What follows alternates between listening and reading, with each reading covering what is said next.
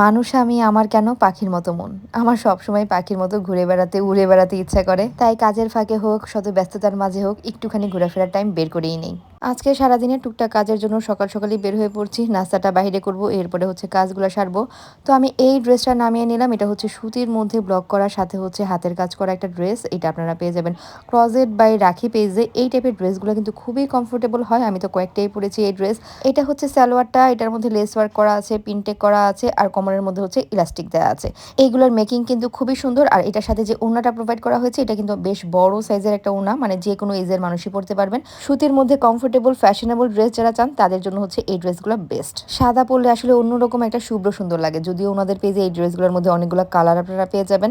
আমি হচ্ছে সাদার মধ্যে এটাই নিয়ে নিলাম।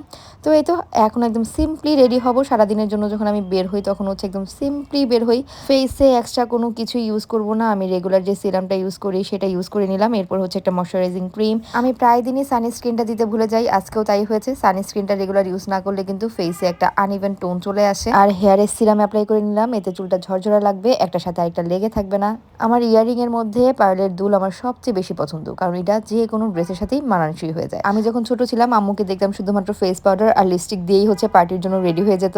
আমরা তো এখন কত কিছু ইউজ করি। আমিও এরকম হালকা পাতলা রেডি হলে শুধুমাত্র লিপস্টিকটা দিয়েই বের হয়ে যাই। একটা সময় মেয়েদের প্রসাধনী ছিল শুধুমাত্র কাজল, লিপস্টিক, নেল পালিশ। আর এখন কোনো পার্টিতে যাওয়ার আগে আমরা এত আইটেম ফেসে অ্যাপ্লাই করি, গোনা শুরু করলে আইটেম শেষ হবে না। তো সকালবেলা নাস্তা করে এরপরে হচ্ছে কাজের ফাঁকে একটুখানি বের হয়ে নিলাম। এই জায়গাটা আমার এত ভালো লাগে, যখনই আমি এই জায়গাটা দিয়ে যাই পুরো রোডটার দিকে তাকিয়ে থাকি। দিনের বেলা আমাদের খুব কম সময় এখানে আসা হয়, ম্যাক্সিমাম আসা হয় হচ্ছে সন্ধ্যার পরে। 300 ফিটে হচ্ছে আমরা হাঁসের মাংস খেতে আসি চাপটি পিঠা দিয়ে। এখন তো শীতের সময়, এখন হচ্ছে রেগুলার আসা হবে।